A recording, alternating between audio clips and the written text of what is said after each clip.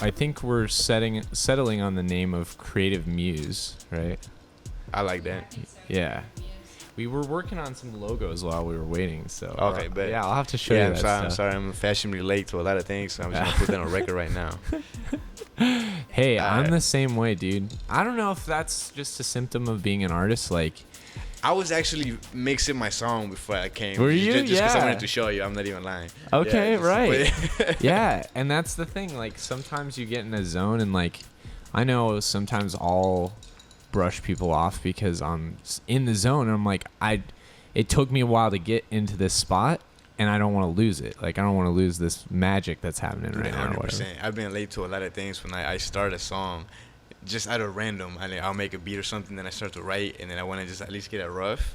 And I told my friends I'll be there at like 9:30, and it's like 11, and they're calling me, and I'm like, hold up, I'll be there in like 30 minutes. Give me 30 minutes, just let me get it a little rough, so I know how it sounds. So how long have you been working on this project now? Oh, my song? Yeah.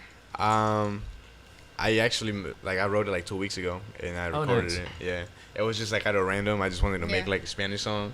Actually, I've been listening to a lot of Spanish music lately, just kind of wanted to get away from rap for a while. Who's like inspiring you right now? I would say Anuel. I like Bad Bunny, J Balvin, Farouk. I've heard of him. I don't really know. Yeah, he's dope. Yeah. That's cool.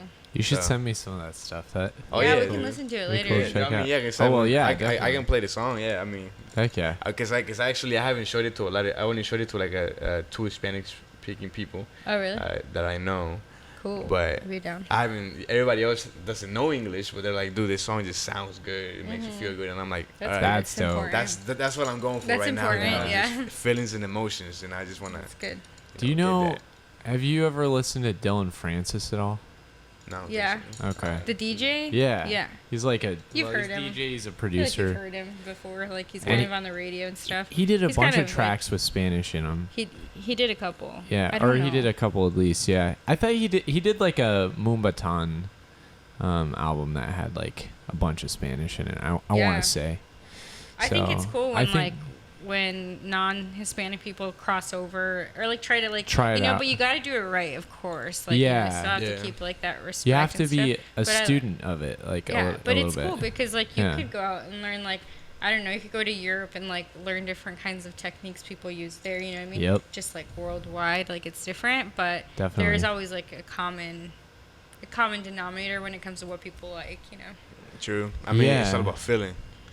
Yeah, if you can feel it, exactly. You don't gotta understand it, you know. It's like a je ne sais quoi or like a soul. There's like a soul type of thing. I feel like a lot of people call that like timeless music too, you know. Like yeah, absolutely. It's just always good. Yeah, for sure.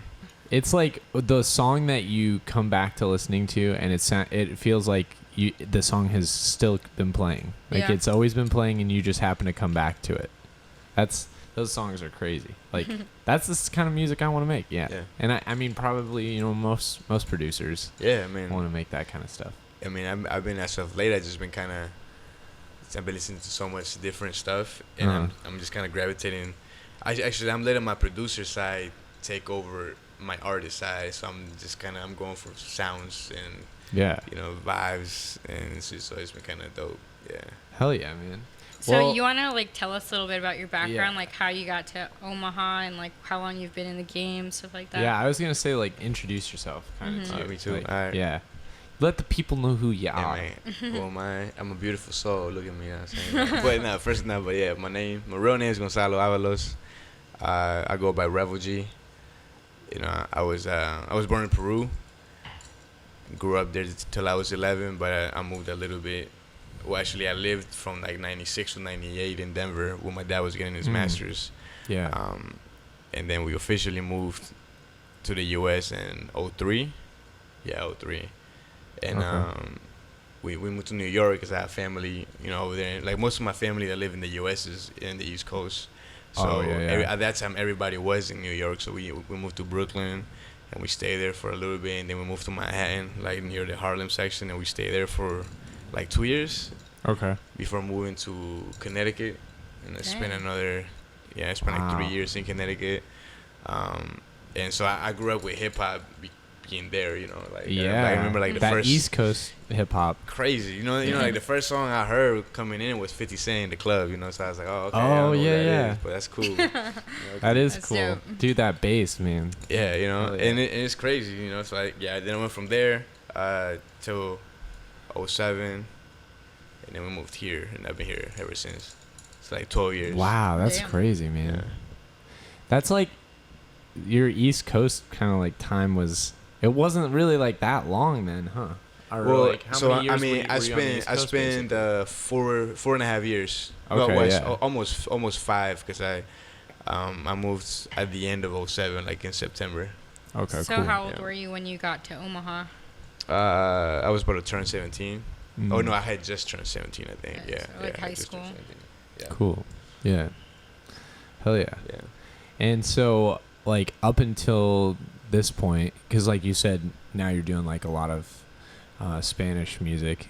What have you done? Like, what? I mean, I know what you've done, but Yeah, I mean, you know, we hang out, right? Yeah. Hell yeah. But like, what is your production style been? What have been your influences? I guess. Like my initial influences, or like Sure, now, dude. like Yeah. you know. Well, all of them too. Yeah. I mean, like what? But maybe starting with the older ones. Yeah, I guess like what inspired me to start producing. Yeah.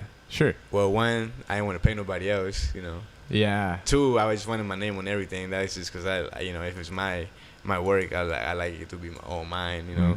Because we can make better sounds than you for yourself, you know. Right. It's good to collaborate with somebody that can help you. That's cool. But I think like you ultimately know what you want. So I started with that in mind, you know, because I only started producing for my group once we couldn't find like really like music that fit us anymore. So I was like, oh, I'm just gonna like make music, you know, make beats just because why not? But my favorite producer is like DJ Premier. Well, I got like 5: DJ Premier, Dr. Dre, RZA. Damn, escaping me right now. But those 3 are like the top 3: DJ Premier, Dr. Dre, and RZA. Who's the first one? Dr. Dre, DJ Premier. I don't know if you heard Premier. DJ Premier. He's have you heard of the group called Gangstar?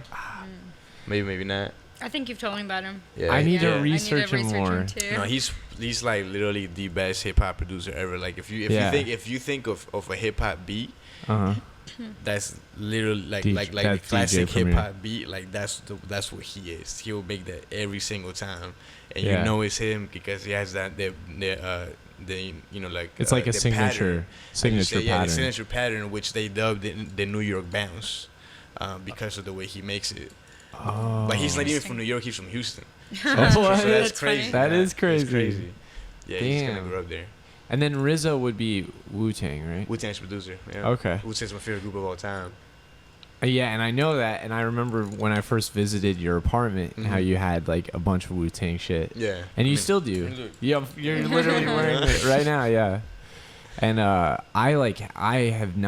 was like, my introduction to rap was like A$AP Rocky and so like some East Coast stuff, but like, you know, the early stuff I heard was not like your typical what people who know like classic hip hop would think. And like, I remember when I first talked to you, I don't even think I understood completely what like hip hop was. Oh, okay. And so like you'd be saying like boom bap and hip hop and stuff, and I'd just be like, yeah, I really don't know what he's talking about. But then like it now, like I look at you as such an inspiration for me too. Like I've seen beats that I've made that I'm like, yeah, like G definitely inspired this beat.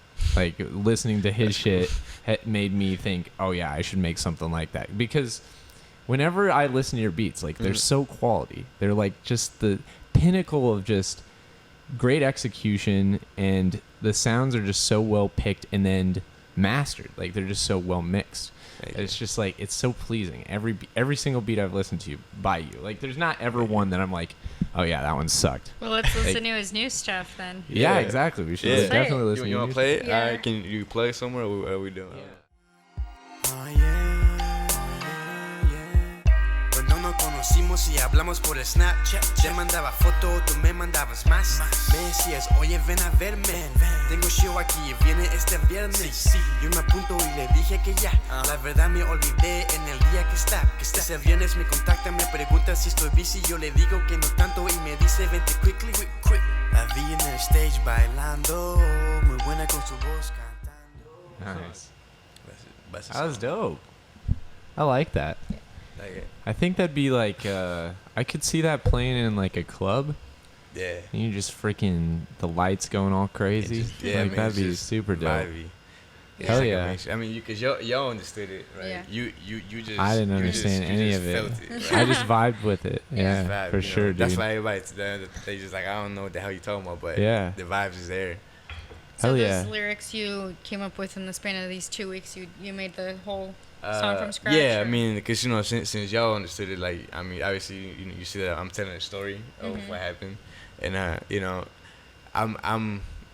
always told people that all my music is based on reality. So this story is based on an incident that actually happened to me, Yeah. and it was just so like and this is part, like you said, like about being kind of vulnerable a little bit, which is why I never really made like or showed my songs, but Right. it's something that kind of did hurt me a little bit. So I was Yeah. like, man, and I was just. So you think like the work you were doing before was more like, not necessarily like fiction, but a little bit Yeah. more like free and dreamy, and like now you're being a little bit more real and like. I would say, I mean, my old work is still me. It's still Yeah, real. yeah. It's just not. Like the content that you were writing, though, is what I mean. You know what I mean? Yeah. Like the content is a lot. Not, yeah, obviously you're still you. and- It's not. Yeah, it's not as Yeah. as vulnerable. Cause I've written deep stuff before, Mm-hmm. but never on the love matter. And I think love a lot of times it's a stronger feeling than anything Mm-hmm. else, because Yeah. it can make you feel happy. It can make you feel great. Right. At the same time, it can make you feel like shit and like depressed. But it's and important shit, too. It's Yeah, like, but it's one of the important to strongest feel feelings love and ever, right? know Yeah. what it is. And and as an artist, when you're going through shit, sometimes you come up with the best stuff. Yeah. So like when that happened to me, I was just like, man, I was listening to a lot of Spanish songs, and I was like, you know what? There you go. Like my homie Stilo, I don't know if you ever met Stilo. No, I haven't met Stilo yet. But he always told me, he's like, bro, you speak Spanish. Why don't you rap in Spanish? Like, he's like, Yeah. I rap in Spanish because I send my music to Mexico. I was like, you should just fucking do it. And I was Hell like, yeah. But I never thought about it until now. So, have you done any distribution stuff yet? Because I remember you were doing your own website to sell your stuff on. Yeah. And I mean, yeah, if you're doing Spanish music, like you're opening yourself to a whole market. I mean, let alone that you're familiar with it, then it's something that you can, pour yourself into. And Spanish is a beautiful language, in my opinion. I remember we used to sing a lot of like Spanish in like high school choir and stuff like that. And not just Spanish, but like a bunch of like older romantic languages, and they're really beautiful. Like there's a lot of really cool parts of them, and so yeah, like you're opening yourself up to like sell to a huge audience. Yeah. And so yeah, where are you at with like distribution? Are you doing like website stuff? Have you tried? I mean, my website is finished. Cool. I just haven't. Hell yeah. I haven't paid for the hosting yet. Yeah, you because I have the haven't website. gone live I have yet. the Did URL. you go through Wix.com? No. Yeah, I did They actually. Oh, you should- did? they should You be did? an ad Okay, yeah, right yeah. now. Dude. When we first started hanging out, one of the things I realized right off the bat is like I was like, one, I don't really have a concise catalog. I don't really have a catalog of my music. It's just kind of a big mess.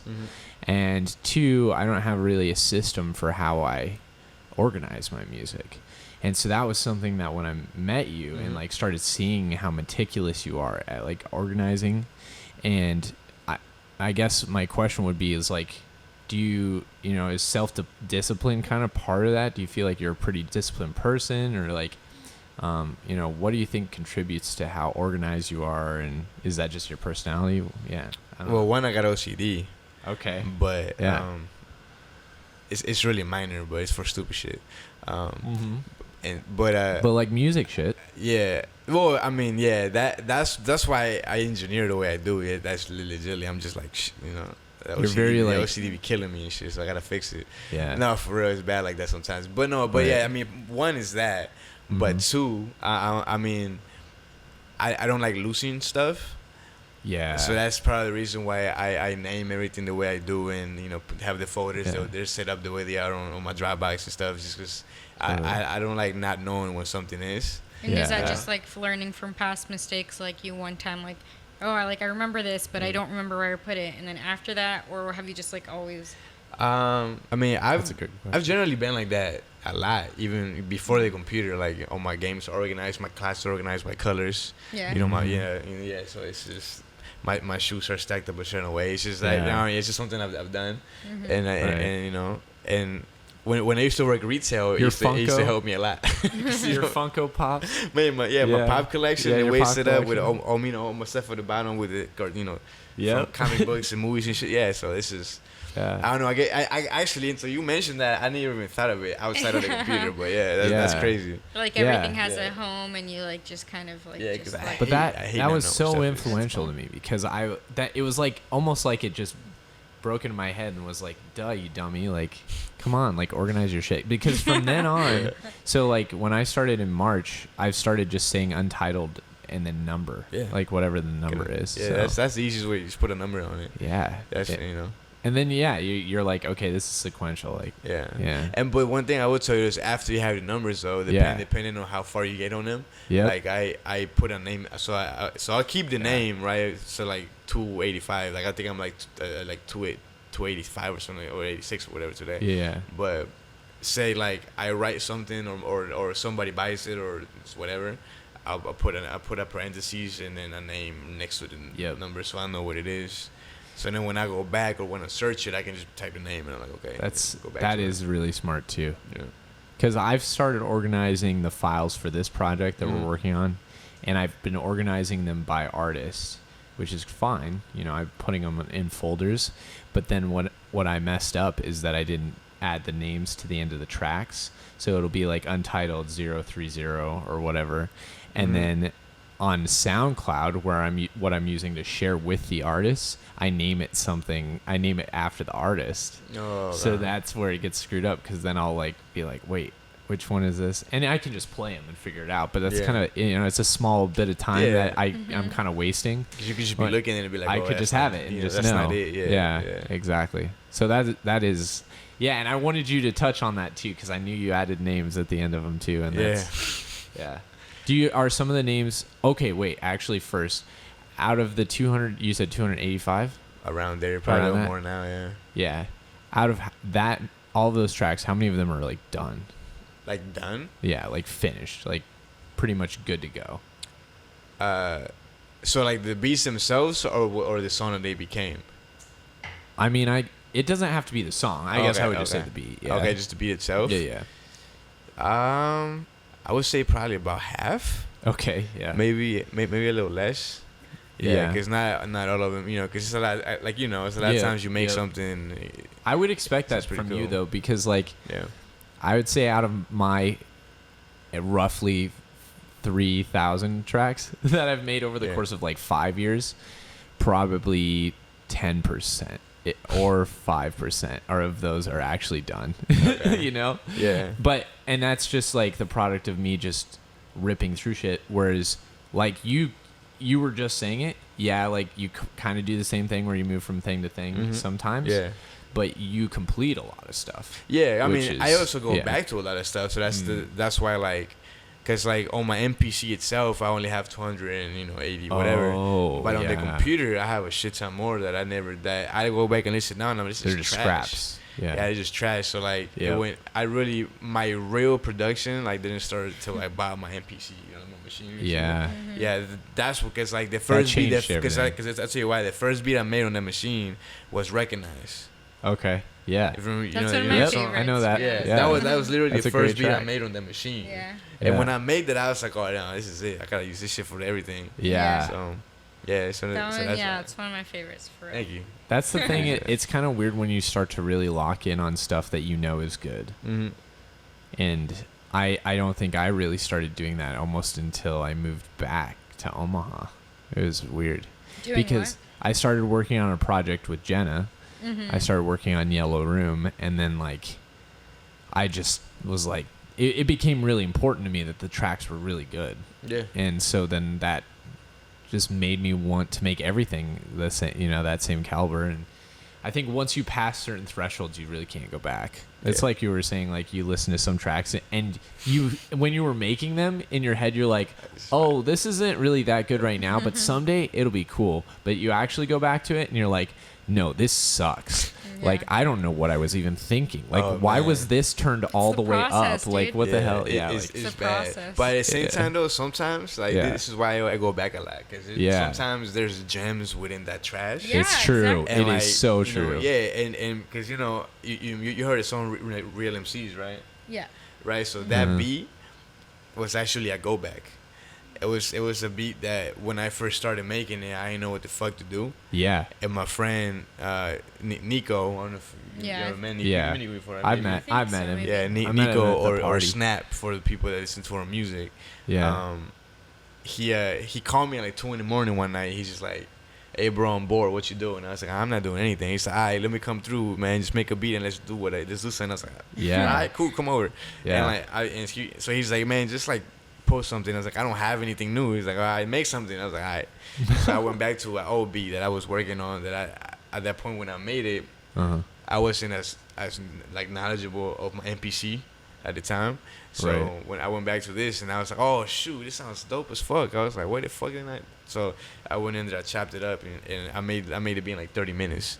Yeah. And he's just like, "Bro, keep playing that shit." And so he wrote his verse, Yeah. and then I heard his verse and I was like, "Oh, that's kind of fire." Then I wrote my verse.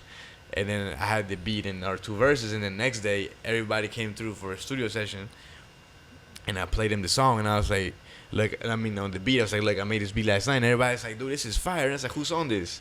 Because we have so many people, Yeah. right? There's always like usually a certain number of people that go on there depending on how good they sound on the Right. beat. Right. But everybody was like, "Dude, I need to get on this. What, like, who's on this?" And I was like, "Oh, me and Nico." And then so we rapped in my verses. And they're Yeah, like, yeah. "Dude," I really liked it. Yeah. like, that fuck was my it, no, favorite. we're all on this song. And I was like, Hell "All right, yeah. I guess, all right, that's why we're all on this song." It just turned into that. yeah, Yeah. it That's just turned into awesome. that, which was cool. It That kinda, is cool. It's like kind of reminded me of like a posse cut, but like the Wu-Tang, when they Yeah, just go back yeah. Yeah, and yeah. so I For sure. Actually, that one's probably my number one from you. For real? Yeah. I really Thank like you. that one. That was probably my favorite. you. Real MCs. it's Some good shit, man. It is good. Hell yeah. So But yeah. it's crazy, man. So what's the next step for the song that we just listened to? Oh, this well, I'm trying to meet up with Stilo. I gotta hit him up and show him the song because he has. You were on like the vocals were all you, right? Oh, everything. Yeah. I sang the whole thing. Yeah, I can Yeah. sing. You know what I'm saying? No, yeah, but so actually, before this, I would have never attempted to try to harmonize like that or sing like Yeah. that. But That was good, dude. I Yeah. was like I was that. thinking maybe you could get some female rapper on there, but we don't really know any. So I don't if you're know a female any. rapper, you're Yeah. a female rapper. in Well, Spanish, what's up? In Spanish, Just- yeah. Well, hit us So- up anyway. Yeah, it is, right? I mean, so like a Spanish singer from Puerto Rico hit me up today when she seen my picture. Nice. And she was like, and she hit me up just because it said I'm from Peru, and she was just like, hey, she's Yeah. like, what's up? We're trying to be your friend, because whatever. And I'm like, what? Like that's fucking random as shit. But that's fucking weird. But she's Yeah. like, no, I sing and stuff, mainly in Spanish. oh, that's But that's it's dope. cool. Oh and, my gosh. And then Ah. I'm like, so then I'm like, word. I was like, So- well, I do like Yeah. rap and sing in Spanish now. I mean, I didn't say now, but I guess That's- basically now, But I was Right. like, whatever, right? And she's like, well, you speak Spanish? That's fucking crazy. Here, it's my number, whatever. Let's link up. And I'm like, I bet. Because I've always wanted to work with singers, and I have already, but I never worked with a Right. Spanish one. And now that I'm doing Spanish music, it's perfect, man. I was So- She I'll be- slid in the DMs Right, and it worked. right. I was like, yo, that's nuts. Dude, So- but girls who can sing too. Yeah, they Like, hot, man. I do want to say that it is one of my goals to write a song that is a duet between me and somebody that speaks Spanish. Mhm. So I'd love to get a girl that speaks Spanish. Just saying, just Yeah. putting it out there, just saying it. Yeah, if you verbalizing sing in Spanish, hit me up too. You know what I'm saying? Yeah. I'll make a dope reggaeton, whatever the way you Because like, sing. I do whatever. there's so many cool things you could do with it. Yeah. You know? And I think, well, I want to talk to Jorge about this too, because I know that he does some stuff as Yeah. well, and like Spanish guitar. He's I think dope. He's we just talked dope. about Spanish guitar. Right? Yeah. like it's so good, so Yeah, good. he's great. It is, and you can mix it in with a lot of cool stuff. So Touching yeah. on that subject of like Spanish music being so cool, like it's crazy. Like right now, how the biggest genre is hip hop, right? yeah, But you know, like Spanish music is like right there, like number 2. Right, number 2. And I don't know if you noticed, you probably have, but like a lot of like Spanish like rappers and singers are collaborating with a lot of with each like other. not with each other, but also with rappers, like newer rappers and stuff like that. Like J Balvin and Bad Bunny, like Anuel is their own songs with like all these rappers like McMill, French Montana, you know, like so like they're like hip hop is like it's like acknowledging that Spanish music is so dope that they gotta have him on their records. True. You know, like Drake did a song with Bad Bunny in Spanish. You know, Drake speaking Spanish, like his Spanish is good too. Right. You know, so it's crazy like how like it's kind of coming into Spanish music is kind of finally jumping into popular music. You know. Oh, definitely. Do you know who Rosalia is? Yeah. I really like her. Yeah, she's dope. Like her, and like whoever her producer is does a good job too. I mean, a lot of the songs are produced by the Mambo Kings. They're like it's like a trio of producers. Like this shit is dope as hell. Sounds culty. Yeah. Mambo Kings. Yeah. I'm DJing a she's Spanish a wedding with where the bride is Spanish. Oh. Yeah. So she's sending me a playlist. Yeah, she's sending me a Spotify playlist. Stuff. Yeah. That's cool. So that's gonna be fun. She's prepping you. She's like, make sure you got this music. You know, we're trying to get down. Like, you know, it's just different get down where you can move your hips. You know what I'm saying? Like, she was like, well, I think he actually said it. He was like, we want to play some English music, but we want to play some Spanish music. And in my head, I was like, so you want 50-50 pretty much is what you're saying right now, right? We gotta go back and forth just to please everybody. That's right. Yeah, right, exactly. That song with that Justin Bieber's. Oh yeah. Despacito. With I was gonna be like Despacito. Despacito is with. Yeah, Luis Fonsi. Yeah, Luis Fonsi. Okay. Yeah, and that's one of the it's like one of the most viewed music videos on YouTube. Probably. Yeah, I think it is the most watched video on YouTube. I think it's the most viewed music video because people were joking. They were like, "Are they gonna make a Despacito 2?" That's funny. A sequel to it. What's like the ideal setup? Our setups are completely different too, which is but talk about your setup. Oh, my setup. What do you got? What do you use? Primarily. I have I guess my interface is Focusrite 18i8. That's what I have. That's literally what we're using right now. Yeah, I mean this is dope as hell. I had that. I started on the 2i4 and then moved up to that. Mm-hmm. But I have that. I have a Audio-Technica 4040 microphone for my vocals. Okay. Is that a condenser? Yeah. Okay. Yeah, I have my computer is just a computer I just built just for recording and with a 42-inch TV as my display. But I mean, besides that, I guess that's just the equipment. Oh yeah, I mean, I have like the sound isolation and stuff and the bass traps. And your MPC. And I forgot about the biggest important part, the MPC. It's what make all the beats. Yeah. That and what then brand is that again? And I have my Casio 78 keyboard, and then I have a MIDI keyboard that I use to control my DAWs if I want to make beats on the computer. Oh yeah. Is the MPC? Is it an Akai? No, wait. What is it? Akai MPC 5000. That's what I have. Yeah. Okay. Well, I have two. I have a 500 too.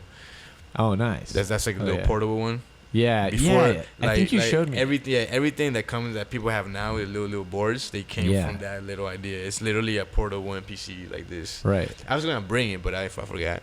Because MPC stands for. People now they say Music Production Center. Yeah. Or the original name is MIDI Production Center. MIDI. Yeah, because it was when MIDI was first coming out, and so they were able to use MIDI to make it easy for people to create patterns and then sequence them together.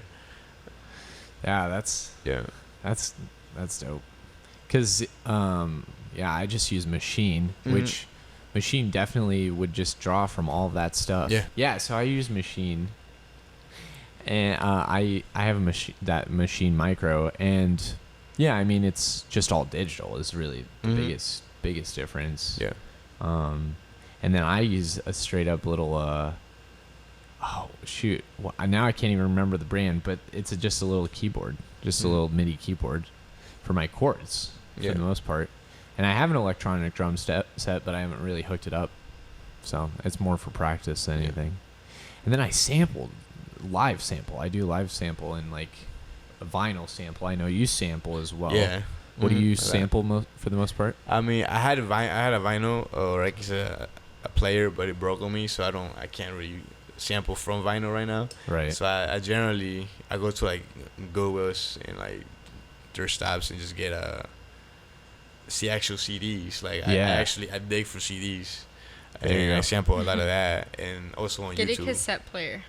That'd be There's dope. hella That would be cassettes. That would cool. be dope. It'd be that'd be, You could get that tape sound in there. That'd be that'd be dope. Yeah, I mean, I have to create that shit myself, but it sounds cool. Yeah, but it's mainly that and YouTube. I do a lot of digging online too. Hell yeah. I'm starting to use Splice too. Shout out to Splice. Splice is great. Hell yeah. So, Shout out to Splice for sure.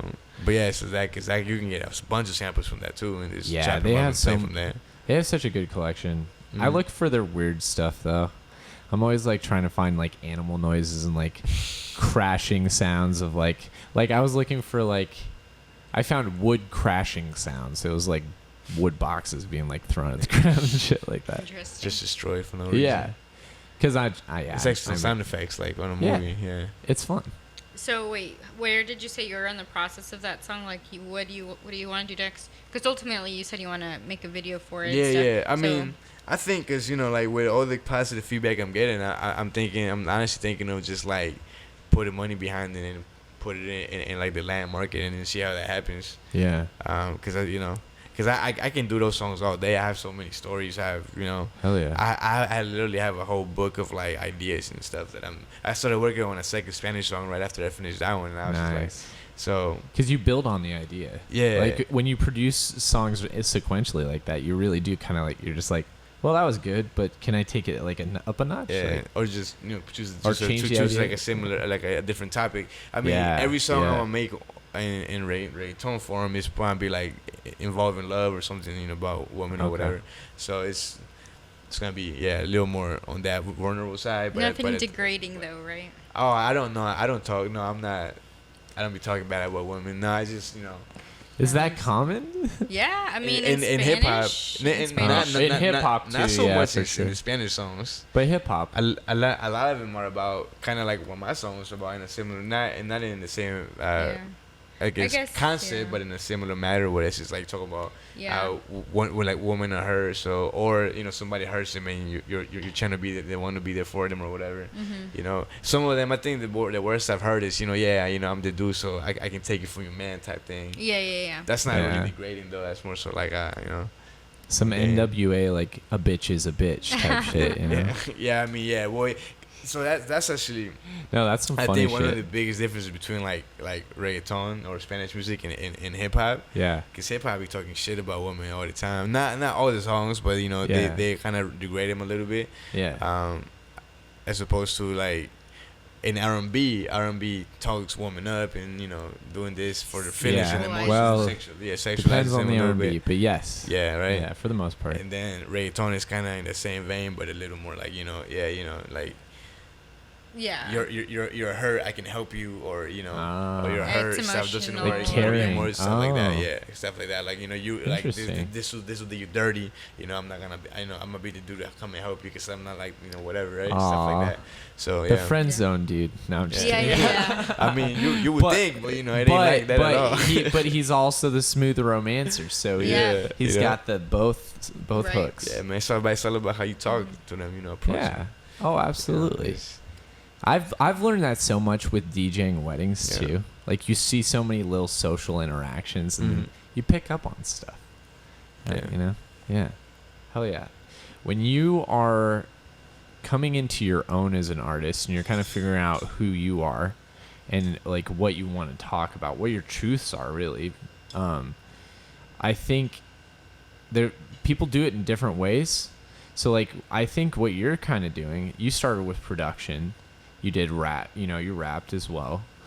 But now you're like doing Spanish and you're kind of diving more into that stuff that is a little more vulnerable to you and is maybe a little harder for you to express.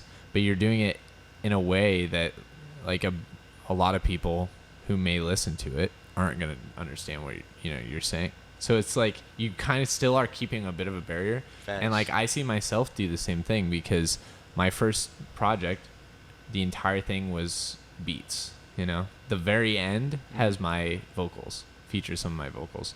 Now this next project, I want it to be, you know, about 50% my vocals and 50% the other person's. And I want to kind of learn from that person. But then the third one is where I want to come out and be like, okay, now I know. Like I'm defined. I have a defined sound. Everything is me now, at least for like one project. Yeah. So I think like it's kind of cool because you see that with a lot of artists where they maybe started and they kind of were more timid and they like didn't quite reveal as much. But then as they grow and they kind of figure things out a little more, like they come into their own. Yeah, I think that's like brings up that. like, how do you think you've evolved as like an artist, like from when you first started? And obviously you talked a little bit about how like your equipment has evolved. Yeah, my equipment at first was trash, but you know, it was one of those house-made stuff. Like I just went in the studio and I was like, I'll build it. Yeah, but yeah. Because what's your question as far as an artist? You said, right? As an artist, man, I mean, I think I've evolved probably more as an artist than as a producer. Because as a producer, since I kind of knew what I wanted to do, it was easier to kind of focus on that. As an artist, I think I evolved a lot more, especially because I was trash at first. Like I was garbage, you know. I would say, you know, I was bad. Right. I was like, damn. But it was funny though because in high school, I used to make music with my friends, or when, you know, in a group and stuff, and like we would just make these songs that, man, going back, they sound so like amateurish now. The recordings, you know, the deliveries were, you know, weak and stuff like that. Right. So. But in high school, we used to play, and people be like, "Yo, you know, this is dope." You know, we were like the rappers, and people were like, "Yo, this is nuts." And I'm like, "All right, cool." And I would boost my ego, be like, "Oh, I'm gonna keep making music. You know, why not, right? Like, I'm gonna be big. I'm gonna be huge, right? Yeah, I was like, I'm gonna be huge." And you know, this is gonna make me sound old as hell, but like, I remember like we had our page on MySpace, you know what I mean, at the time, right? MySpace, we was at the time. With all the music we were putting out, like we got to like 15,000 plays on MySpace, and I was like, dude, that's crazy. That is crazy. So I was like, that boosts you up too. Yeah, that boosts for me sure. Hella, and you know, because I was mixing everything, so I was like, oh, my shit must be sounding crazy, but you know, it really wasn't. But it's just, I think like the lyrics were always pretty good, but we just didn't know how to properly like deliver them, right? So it sounded kind of weak, and the production was whatever. But yeah, it was just so nuts. So when we transitioned to Facebook, you know, because this was like near the end of the Facebook, you know, I mean, the end of MySpace and the start of the Facebook era. So when we transitioned to Facebook, dude, it was like a reality check.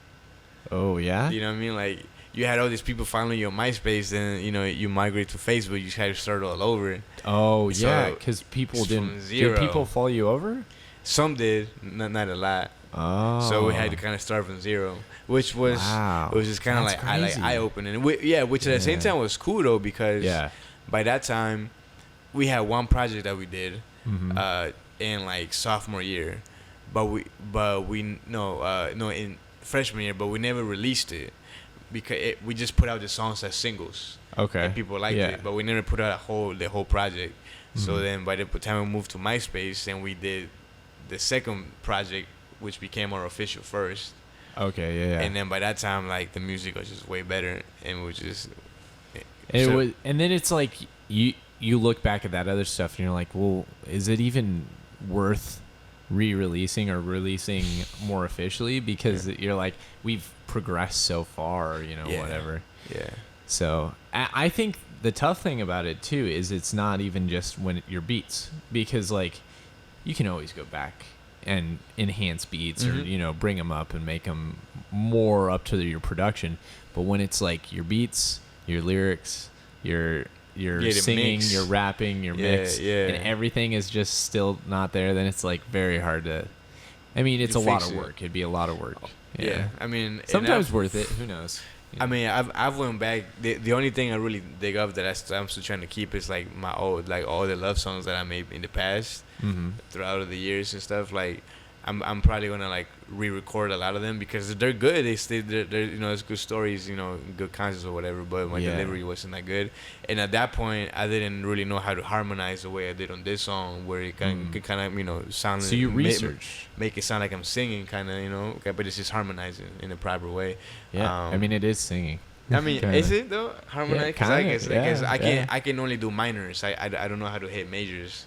As far as tones, really good. So. But you can call it harmonizing. Well, okay. You can call it singing. Oh, really? Well, thank you. That was all just you recording your voice over it.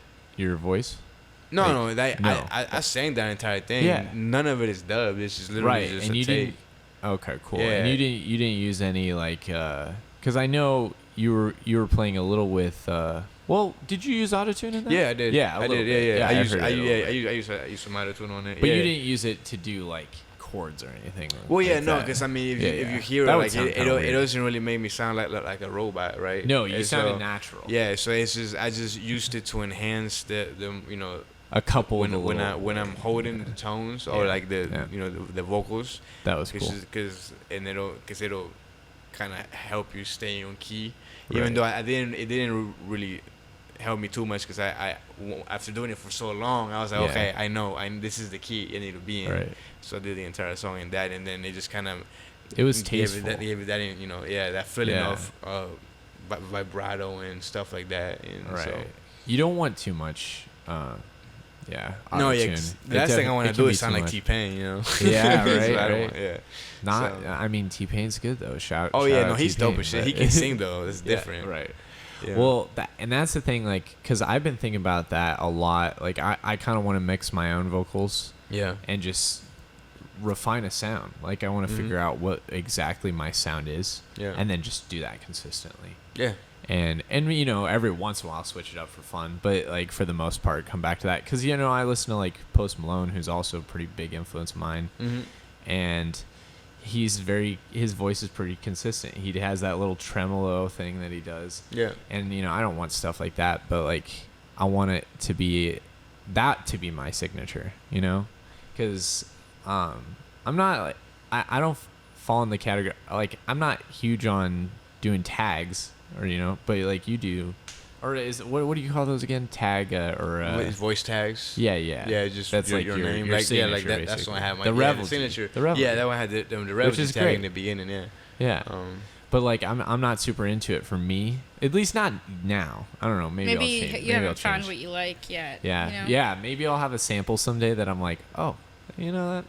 That's actually kind of nice. I'll maybe use that. I don't know. We'll see. Yeah. I mean, sometimes like one of my homies from the group, he found his tag. It's just it's something he just recorded one day. Yeah. And he just sounded dope. And he's like, that's my tag. That's my tag right there. It now, yeah. And I think if I did it, I'd probably do some really weird ass sound, and make it super fucking symbolic, so that somebody hears it and they might not know, you know, if it's a song that's like, you know, if they're not listening to my album or some shit, they just like happen to listen to a song and they would have no idea. Yeah, that's what I'd want. I don't know. But weird, it could be. I mean, it could be anything too. Like you don't necessarily need a tag. Like All Pharrell beats. That's what I've heard. He has like a beat pattern. He doesn't have a tag, but he has a 4 count in every beat. Yeah. That's in every single beat. Yeah. That he made. That's his signature. That's what I've heard. Yeah. And there's other producers that do similar things. Yeah. So yeah, I think there's a lot of ways you can express yourself through the beat subliminally. Yeah. I have a lot of old inspiration in like movie soundtracks too. Yeah. So I really like drama, like having drama in my songs. And I think that's why a lot of my songs almost come off as productions more than like songs, because I am trying to like drive this like feeling, and I want you to like go from low to really high and back down again, I guess. Yeah, okay. Well, yeah, that would explain. Because you listen to some of my shit. Yeah, some of your beats are, you know, they can stand on their own. They don't really need vocals, you know. Yeah. In this, so. Thank you. That's what you just listen to him. So it's different from like trying to be a producer for an artist. Like it's more EDM almost. Yeah. Because he can stand on his own, you know. Yeah. or like some techno kind of stuff too. You can just listen to it. So I did want to ask you though, like being in Omaha, what's it like to being an artist in Omaha? Like, what's the competition like? What's like what kind of resources does Omaha provide? How do artists collaborate with other artists? And like, because I feel like Omaha's not really known for the arts. Like, I feel like Kansas City is known a little bit more for art being an art, you know what I mean, based community. So what would you want to see out of like Omaha, or like what do you see and what would you want to see out of this community, I guess? I mean, I think that the music, answer a question you asked me earlier, like, well, I've been doing music in Omaha since 2008. Mm-hmm. So it's been like 11 years. And I think it's kind of evolved to the point where people are more willing to actually work with each other. There's a lot more of a community. More collaborative now? Yeah, there's more of a community, but, there's still different pockets, because there's still, like, obviously the people that make rock music are going to have their own thing, right? And, R&B, whatever. I mean, R&B and hip-hop are more so kind of collaborate with each other. Mm-hmm. Yeah. But there's still kind of, like, a little bit of a split between that, because there's, like, the people that do R&B are more so involved with the people that do more, like, classic old school influence hip hop, or alternative hip hop too, right? And then there's the people that do like the trap hip hop, which that's a completely different crowd. Yeah, and it's like some people, it's like they're afraid to step out of their comfort zone. I feel like, or maybe it's just that they've built a niche. Do you think it's because people don't have the resources for their niche or whatever? I don't know if it's that necessarily. Well, maybe. Maybe because maybe they don't have like big labels that are backing them and stuff and giving them funding. I mean, that could be. But some people are signing some pretty good deals, I think, around here. Yeah. So. Well, most like rock artists get deals out here. Rock artists. Yeah, rock comes out of Saddle Creek Records. Oh, Saddle Creek for sure. Yeah. So I mean, a lot of alternative bands have come out of Omaha. I've told you my cousin's husband, is AJ Mogus, like one of the founders of Saddle Creek. Yeah, that's cool. So weird. I've talked to him a few times. He's a very interesting dude. Yeah. Very interesting. That's very. I mean, he's a nice guy, but he's very interesting. Super smart. How have you seen it, like the influence change? Like obviously with social media too. Like I don't know. We were talking about this earlier about like people like doing things just for clout and like. Faking the funk. Like people being fake and stuff. Like, how do you differentiate and like how do you get to know other artists basically? Like, is it through social media? Do you reach out to artists? Me? No. Not really. No. I've never. Solo. I mean, they come find you, and not in any like way or whatever. But no, I've never really reached out to anybody that I haven't met in person. Yeah, you go out and do stuff. Let's put it that way. Yeah. Like you're already out there doing things. Yeah, like I meet people in person, and then then we click up, and we just kind of be chill. Like I met a lot of people like that, Mm-hmm. And go a lot to of people parties, that dude. Yeah, freaking go to parties and then. Oh yeah, I go people. to events a lot now, and a lot of the people that I met is just showing up and just meeting and be like, oh, like I know you make music, you dope, right? And then. A lot of times, I don't even really mention the fact that I even make music. I just kick it with him and shit, and then we just end up talking about music. It's like, oh shit, that's dope. Yeah. But obviously, there's bigger names are known out here. So when you kind of see somebody, you're like, oh, I know who he is. I know who that is. And then so you just go talk to them. Yeah. Yeah. I mean, it's you. I think also like you have to realize everybody's a person and like. Yeah. And just treat them like that and have a normal conversation. Yeah. I think that's interesting that we got like both perspectives today from earlier, that like social media fighting through different ways of contacting a person versus like contacting them in person and like just, I guess, just networking. Kind of bumping into them, really. Almost by chance. So I do, because I think this relates to this, is I did want to say like, as far as collaborating with you, it's been so easy. Like when we sat down and wrote our track, like it just came like that. Like it was insanely fast. Yeah. Yeah. And I haven't had that with everybody I've worked with, but a lot of times I just chalk that up to, oh, it's maybe the first time we've worked together or something like that. There's stuff that we just need to get over, and then we'll find our way. But like, yeah, it's crazy how easy it is to collaborate with you. So I think that's like a major strength that you have. And on top of that, like, yeah, what we were talking about earlier was how some people, it's like they do have a bit of a resistance to collaborate a little bit. And I don't know if you have anything to say about that, but yeah, it's like sometimes you want to reach out to people, but ultimately you do kind of have to just give them space and be like, if it happens, the universe wants it to happen. If not, whatever. I mean, a lot of it just depends too. I mean, some people, if you're trying to work with like bigger names, I mean, some people would just not to disrespect anybody that's not bigger than them or anything. Absolutely, yeah. But like if they're like a bigger name in the city or whatever, some people might just not they don't want to work with you, but they just won't prioritize doing it, right?